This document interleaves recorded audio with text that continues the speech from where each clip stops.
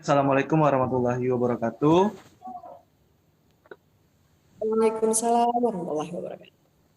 Oke, Dunsana Podcast Yajo semuanya. Hari ini kita akan kembali mendengarkan sebuah kisah atau cerita dari narasumber kita. Nah, narasumber kita ini adalah seorang penulis muda yang berbakat, yang sekarang sudah dipercaya menjadi seorang duta baca untuk Provinsi Sumatera Barat. Nah, dari narasumber kita ini kita akan kenali lebih jauh siapa dia, siapa sosoknya, kemudian kenapa dia bisa menjadi seorang duta baca dan apa saja yang sudah dia dapatkan dari hobinya menulis atau aktivitas dia dalam menulis. Nah, kita langsung sapa saja Mardian Novita MZ. Ya, oke. Terima kasih banyak Dian atas waktu yang diberikan. Iya, sama-sama. Terima kasih sudah mengundang di Ajo Podcast ya. Salam salam untuk semua pendengar. Semoga dalam keadaan sehat dan semangat selalu. Ya, amin. Terima kasih. Nah, kalau boleh tahu kesibukannya saat ini apa Dian? Saat ini selain masih menulis, membina sanggar, jadi di Pariaman itu ada Sanggar Bahasa dan Sastra Klub Sahara yang waktu itu dia dirikan 2015, kemudian masih berlanjut sampai sekarang. Itu anggotanya pelajar SMP dan SMA di Pariaman. Nah, kemudian juga membina ekstrakurikuler bidang bahasa dan sastra di SMA 1 dan SMA 2 Pariaman. Kemudian juga sebagai Duta Baca Sumatera Barat yang tentu kegiatannya seputar kegiatan literasi. Kemudian juga ini baru 6 bulanan ini dapat amanah sebagai kepala sekolah di SDIT Darul Falah Pariaman. Sambil baru-baru ini juga mendapatkan amanah lagi sebagai trainer dari Balai Pustaka Jakarta. Kalau ini sifatnya ketika ada diberikan perjalanan dinas pelatihan, memberikan pelatihan ke daerah tertentu di daerah-daerah Indonesia. Nah, itu baru terjun ke lapangan. Jadi kalau rutinitas harian barangkali kegiatan sanggar di sekolah sebagai kepala sekolah dan dinas duta baca. Oke, wah luar biasa, banyak sekali aktivitas ya pastinya tentang dunia literasi ya. Fokusnya Oke, ke sana. fokusnya terhadap dunia literasi. Nah, oke. Saya tertarik untuk mengetahui nih, mungkin Dunsana Podcast Yajo pun pengen tahu tentang Duta Baca Sumbar. Nah, Dian ditunjuk sebagai salah seorang atau hanya satu orang ini yang menjadi duta baca untuk Sumatera Barat. Nah, kemudian sejak kapan sih itu dilekatkan atau diberikan kepada Dian sebagai duta baca itu, dan bagaimana prosesnya bisa sampai ke sana? Ya, berbeda dari duta-duta lainnya yang ada di Indonesia atau khususnya di Sumatera Barat, duta baca ini digagas oleh Perpustakaan Nasional RI sebagai pusat ya, disebut pusat inilah kegiatan literasi. Itu kalau di skala Indonesia kan ada Duta Baca Indonesia, Ya, itu Najwa sih. ya Nah, betul. untuk membantu sebagai perpanjangan tangan dari Duta Baca Indonesia, maka Perpusnas RI ingin di setiap provinsi itu ada Duta Baca daerah. Nah, Duta Baca ini hanya satu orang per provinsi, dan itu ada seleksinya. Jadi 2018 itu pertama kali diadakan seleksi secara resmi bagaimana di setiap provinsi ada Duta Baca daerah. Bentar dulu Disebut Dian. mulai Oke. resmi 2018. Oke, sebentar dulu. Tadi dia sebut satu provinsi itu satu. Artinya proses seleksi itu diambil dari per kabupaten atau kota atau gimana? Nah, ini em, ada beberapa kota atau kabupaten yang terlebih dahulu melaksanakan proses seleksinya, ada yang tidak. Tapi kalau dari arahan Perpusnas RI itu hanya meminta langsung Dinas Kearsipan dan Perpustakaan setiap provinsi yang melakukan seleksi secara resminya. Arti resmi ini kan ada ininya lah, ada kekuatan hukumnya dan ada anggarannya gitu. Nah, itu 2018. Jadi kalau sekiranya sebelum-sebelumnya ada mendengar duta baca, hal itu diadakan bukan dari arahan Pusnas gitu, seperti itu. Oke. Berarti duta baca ini berapa lama seorang itu ditunjuk menjadi duta baca dan menyandang gelar duta baca itu berapa lama? Ada waktunya kah atau selamanya? Oh enggak selamanya. Tergantung kesepakatan dari pihak dinas dengan sang duta baca. Kalau dulu Dian pribadi mengira cuma 1 tahun karena duta-duta kebanyakan hanya 1 tahun. Tetapi ternyata lebih dari itu karena kalau duta baca Indonesia itu kan 5 tahun. Ya. Nah, kalau duta baca daerah diberikan semacam perpanjangannya setiap tahun. Jadi apabila tidak ada kendala untuk lengser, maka dilanjutkan gitu. Cuma yang ini Dian barangkali 2021 ini akan ada pemilihan duta baca lagi. Kalau dulu itu dikukuhkan melalui proses seleksi, mendaftar atas nama pribadi saja dari tes tulis, administrasi, kemudian presentasi disaring dari 40 orang, kemudian disaring 10 orang, presentasi ulang, tanya jawab dengan juri, baru akhirnya dipilih 1 orang. Rata-rata di setiap provinsi seperti itu. Oke, nah, berarti juga ya pemilihan untuk menjadi duta baca ini? Enggak. Makanya duta baca berbeda dari duta-duta lainnya. Kalau duta-duta lainnya kan dominan ada pasangan ya, ada putra, ada putri. Ya. Kalau duta baca memang dicampur, yang dipilih memang hanya ya. Oke. Jadi setiap provinsi hanya 1 duta baca. Oke.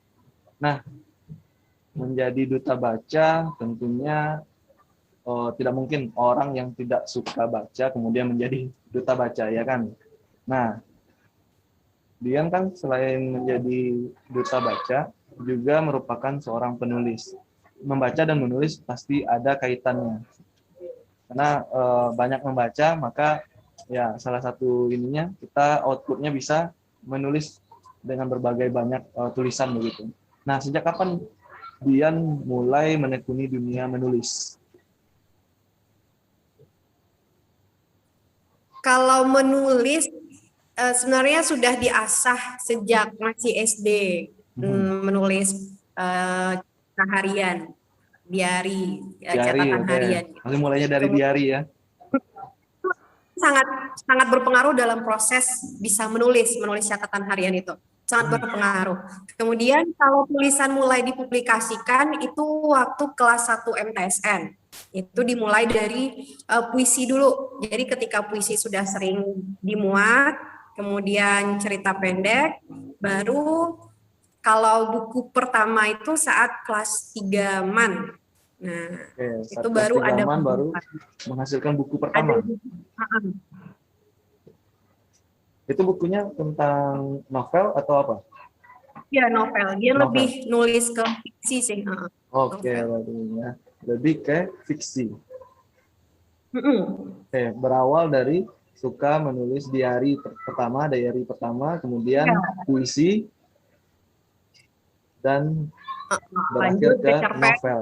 Cerpen. Oke, cerpen, dan sekarang lebih fokusnya ke novel ya? Oke. Sudah berapa banyak novel Nah, kita tanya novelnya saja dulu. Sudah berapa banyak nih novel karya Dian yang sudah dibukukan dan diterbitkan? Kalau novel itu baru 3. Oke, Yang lain itu baru 3. sifatnya lebih ke yang lain itu sifatnya lebih ke antologi kisah-kisah juga sih, prosa juga, kisah inspiratif atau Mhm. kumpulan-kumpulan surat gitu. Kalau novel baru 3. Oke, kalau kisah inspiratif tadi ya itu berasal dari pengalaman pribadi atau menuliskan kisah inspiratif dari pengalaman orang lain misalkan? Pengalaman pribadi. Pengalaman pribadi. Jadi semuanya adalah Iya. pengalaman pribadi ya. Oke. Misal kayak perjuangan gimana bisa menulis, Paham. perjuangan gimana bisa kuliah. Nah, itu. Oke, siap, siap. Nah, kalau tentang duta baca sih tadi sudah banyak ya. Lebihnya tentunya menjadi penggerak di dunia literasi, khususnya di Sumatera Iya. Barat.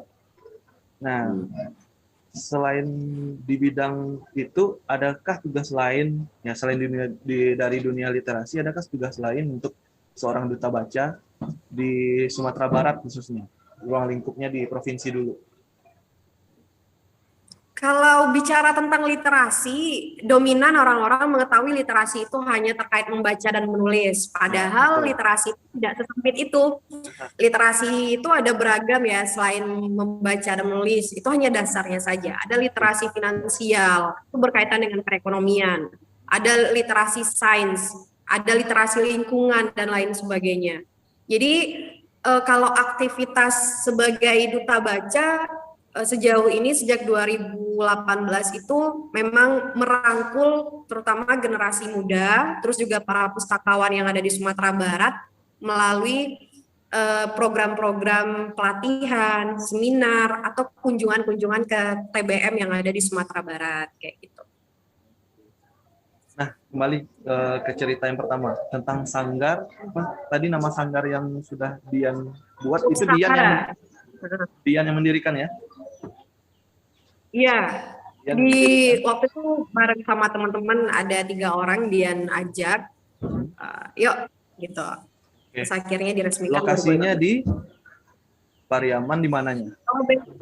Kalau base campnya belum ada sih, cuman kayak Tempat ngumpulnya setiap lah, kami tempat berkumpul ngumpulnya. itu Di tempat kumpulnya biasanya kami kumpul di rumah Tabui, ada di Rumah pentas Tabus. Gandoria atau di pantai gitu, Oke. tergantung mau programnya hari itu apa. Oke. Sekarang sasarannya apa? Semua orang boleh ikut kah atau punya kriteria tertentu untuk orang ikut ini?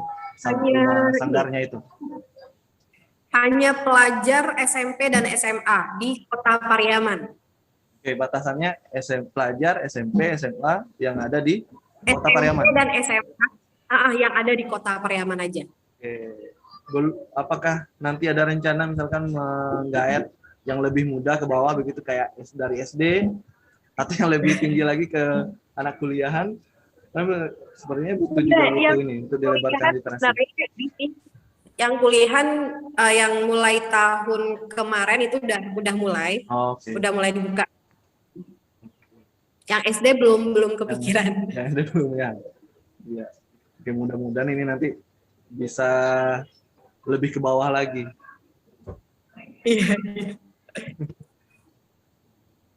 Nah, kemudian nah ini yang paling penting nih, pasti banyak yang pengen tahu tips untuk menjadi seorang penulis itu gimana. Karena yang saya rasakan sendiri ya, kalau sudah mulai nulis itu, wah, bosannya itu cepat sekali datangnya. Baru jadi beberapa kalimat, ya syukur-syukur kalau sudah jadi paragraf, ini udah hilang konsentrasi, udah enggak mood, udah malas melanjutkan.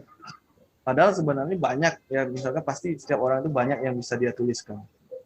Nah, apa sih yang menjadi tips atau yang bisa Dian bagi para pendengar nantinya bagaimana agar keinginan untuk menulis itu bertahan gitu sampai benar-benar jadi tulisannya.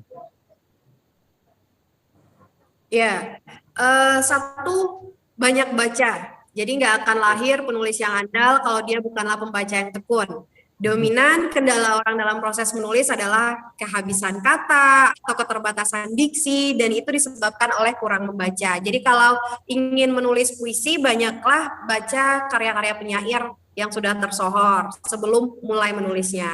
Demikian juga dengan nulis prosa atau artikel-artikel. Jadi syaratnya memang syarat mutlak seorang penulis itu harus suka baca dan baca buku apa saja biar semakin banyak referensi yang bisa mempengaruhi ide dalam proses penulisan gitu. Kemudian yang kedua, jangan terpaku dengan konsep bahwa ide itu dicari. Nah, karena sejatinya ide itu diciptakan. Kalau ide itu dicari, ya, kalau ide itu dicari, orang-orang biasanya pasti akan belum dapat ide nih, gitu. Tapi kalau diciptakan itu ada dari biasanya dari tiga sumber. Satu dari pengalaman sendiri, dua dari pengalaman orang lain, entah itu lewat dibaca, didengar, atau yang lainnya. Yang ketiga adalah dari apa yang kita lihat, kita rasa, atau kita dengar. Itu jadi banyak baca dan terlatih untuk menciptakan ide, bukan menunggu ide. Oke, berarti pertama. Kemudian yang ketiga, yang ketiga silakan. Yang ketiga, usahakan ada dalam komunitas yang sevisi misi, karena komunitas menulis misalnya, komunitas itu akan bisa menjadi anggota lain itu bisa menjadi penyemangat, membuat kita menyusun target-target bersama, kemudian membukukan karya bersama, dan itu berpengaruh. Ya, berarti lingkungan juga sangat sangat berpengaruh ya. Iya. Dalam menimbulkan semangat, terutama pastinya ya. Nah, iya, tadi paling bicara. penting konsisten. Ya, silakan ya, lanjut. Paling penting lagi konsisten. Konsisten ini maksudnya ya banyak orang-orang yang bisa memulai tetapi tidak bisa menuntaskan sampai akhir. Nah, makanya untuk konsisten ini dibutuhkan konsep, baik itu konsep dari naskah, apa sih yang ingin ditulis, jadi matangkan dulu sebelum menulis. Jadi jangan berpikir saat menulis, jangan menulis saat berpikir. Jadi bikin konsepnya dulu biar terarah. Kadang terjebak ketika proses menulis, ingin semuanya dituliskan. Padahal itu bisa, istilahnya tulisannya terlalu mengembang gitu. Nah, konsep itu perlu draft kasarnya. Kemudian konsisten dalam waktu. Misalnya lebih baik biarlah menulis satu paragraf satu hari, tetapi berkelanjutan dalam menyelesaikan sebuah naskah daripada hari ini nulis nih, kemudian besok enggak, lusa enggak, nah baru nulis lagi, akhirnya enggak nyambung gitu. Idenya udah konsisten, udah lari ya idenya nanti. Iya. Oke, ini banyak sekali nih tips dan ilmu yang kita dapat. Oke, Dian tadi pernah sudah menyampaikan bahwa kita harus banyak juga membaca, terutama membaca referensi dari penulis-penulis juga. Nah, siapa nih penulis yang menjadi referensi dari seorang Dian ini? Rata-rata dia membaca beragam karya ya, cuma kalau yang senangnya lebih ke Hamka. Dia baca karya-karya Hamka. Kalau untuk penulis yang sekarang itu yang mengalir aja memang karya-karya semacam karya Andrea Hirata. Tapi kalau yang melihat dari produktifnya berkarya itu salutnya dengan Terelie. Nah, kalau dari sisi perempuan dia suka karya-karya Abida Helkhaliti. Oke. Ini banyak sekali ya referensi ininya. Oke. Nah, ini mungkin yang selanjutnya. Dari aktivitas dia nih, seorang penggerak literasi, kemudian menjadi duta baca, penulis juga, kemudian pastinya juga sudah sering tampil nih, memberikan seminar-seminar, pelatihan-pelatihan ya, seputar dunia menulis. Nah, apa sih hal-hal hebat yang telah Dian dapatkan dari seluruh aktivitas Dian di dunia literasi atau di dunia menulis? Mungkin mengunjungi suatu tempat yang mungkin dulu menjadi tempat impian gitu, atau apa sih keuntungan lainnya gitu selain dari berbagi atau mengunjungi tempat-tempat itu? Ya, dari kesibukan di bidang literasi ini sejatinya yang paling berpengaruh itu dari sisi psikologisnya. Mhm. Ada sesuatu yang rasanya itu ini gue banget gitu. Jadi ketika kita melakukan sesuatu yang ini gue banget itu lebih lebih bahagia, lebih merdeka, dan itu berpengaruh ke sisi psikologisnya bahwa seperti apapun anggapan orang dengan kesibukan kita, yang penting kita menikmatinya. Dan ternyata itu berpengaruh sih dalam memandang memandang kehidupan gitu ya, bahwa semakin bahagia kan semakin sering bersyukur jadinya. Ya, betul. Kemudian yang kedua dari sisi apa ya itu ya, agamanya juga juga ini menjadi peluang untuk apa ya, bagaimana menjadi penggerak literasi tetapi juga bisa dinilai sebagai amal kebaikan di sisi Allah gitu. Jadi ini sebagai langkah pijakan juga dari segi diri sendiri untuk lebih yakin dengan kuasa Allah, kemudian menebarkan kebermanfaatan untuk orang lain. Kan manusia, sebaik-baik manusia adalah yang bermanfaat untuk manusia lainnya. Jadi dia merasa di sini nih ketemunya ini pasnya buat buat diri dia gitu. Terus yang ketiga dari sisi ekonomi ya, dari segi Ya, finansialnya, oke. alhamdulillah em, dulu itu sejatinya waktu nulis pertama kali dimuat di surat kabar, waktu itu masih kelas 1 MTSN, itu satu puisi itu dapat 30.000 kalau nggak salah. Kalau anak usia 12 tahun dapat 30.000 itu kan Itu udah rasanya besar ya, bahagia gitu kan. udah pasti Ya, bahagia udah sekali itu besar ya. banget gitu. Jadi dari itulah mikir, wah kalau satu puisi aja 30.000, gimana kalau saya menulis yang lain gitu.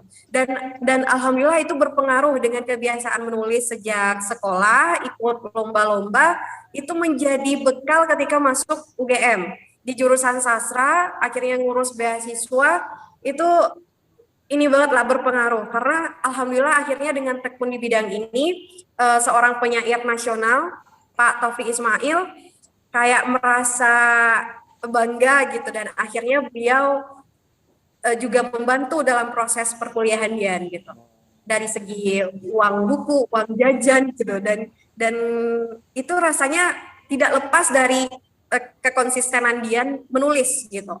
Kemudian dari menulis juga dari bidang literasi ini akhirnya kan jadi duta baca. Ya. Seperti yang jadi tadi, duta baca ini beda dari duta-duta lainnya. Jadi duta baca setiap perjalanan dinas itu ada honornya, dan itu sangat lumayan gitu. Iya. Di atas UMR, satu kali kegiatan itu di atas UMR gitu. Jadi beberapa kali kegiatan itu akan ini akan apa ya, berpengaruh gitu. Kemudian sejak di bidang literasi ini akhirnya ke pernah ikut kegiatan lain, Sumbar Talenta, dan alhamdulillah juara 1 juga di Sumatera Barat, akhirnya Di bidang bisa apa itu? pergi ke Turki. Itu di bidang puisi juga, Oh, baca bidang puisi puisi. juga. Itu Oke. Akhirnya dibawa sampai ke Turki. ke Turki itu 2019. Itu untuk event apa di Turki? Waktu itu memenuhi undangan dari KJRI Istanbul untuk tampil di hadapan 63 duta dari berbagai negara. Oh, jadi pembicara. Bukan, tampil puisi. Oh, tampil puisi. Iya. Menampilkan puisi, ini ya, puisi Indonesia ya. Wah, luar biasa. Dari dunia literasi ternyata juga bisa membawa kita ke berbagai hal gitu ya. Oke, Dian, mungkin ini terakhir Dian. Karena mungkin juga Dian di sekolah sama-sama sedang di sekolah juga di jam pelajaran ini ya. Oke, kayaknya hanya waktu ini yang membuat harus dipersingkat. Oke, terakhir Dian, terakhir sekali ini. Apa sih target Dian atau mungkin impian Dian ke depan tentang literasi atau dunia baca ataupun dunia menulis, khususnya untuk ini Pariaman dulu lah, untuk daerah Pariaman dulu sebagai tempat asal kita gitu. Ya, yang pertama tentu dia berharap semua orang memahami bahwa literasi itu bukan soal membaca dan menulis. Semua bidang itu pasti berkaitan dengan literasi.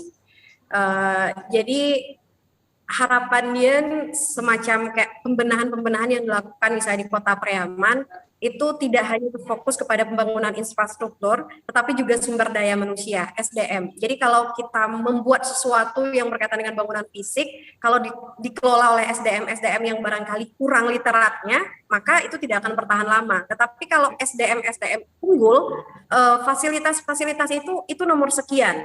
Karena kalau SDM yang unggul itu akan tetap bergerak meskipun fasilitas apa adanya. Nah, itu yang pertama. Yang kedua, tentu dia berharap akan muncul penulis-penulis muda lainnya di Kota Pariaman. Beberapa sudah muncul melalui Sanggar Klub Sahara. Alhamdulillah beberapa anggota itu udah nulis buku. Jadi berharap itu terus, guru menulis, dokter menulis, pegawai menulis, siapapun bisa menulis karena setiap orang punya ide cerita dan semua orang bisa menulis menghasilkan karya. Jadi karya nyata ini loh yang diharapkan. Kemudian kalau bisa ya, setiap desa, setiap daerah itu punya satu produk karya yang menceritakan naskahnya, cerita budaya latar desanya gitu. Sehingga kalau kita ingin menarik tahu, ini.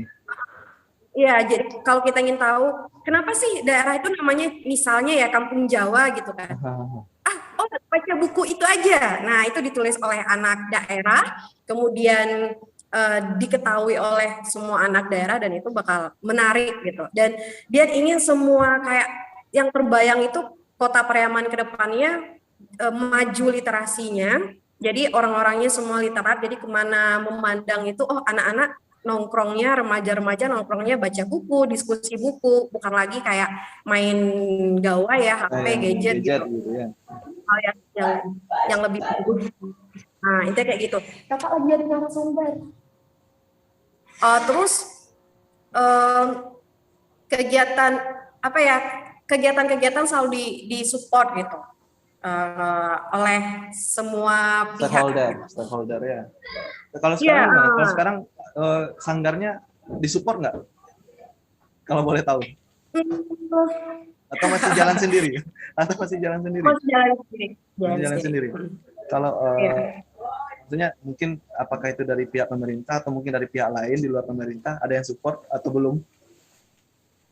Sejauh ini kalau dari Sanggar ya, kalau misalnya ada kegiatan-kegiatan misal temu penyair Asia Tenggara atau apa, itu memang lebih ke internal aja sih, ngurus sendiri aja gitu.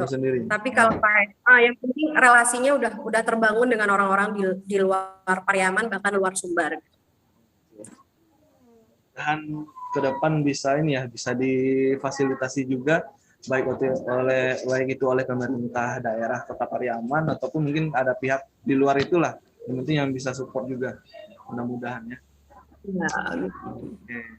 Oke, Dian. Nah, karena waktu juga ini yang membuat kita sebenarnya obrolannya sangat menarik nih. Karena jujur pribadi saya pun tertarik nih sebenarnya untuk menekuni dunia menulis.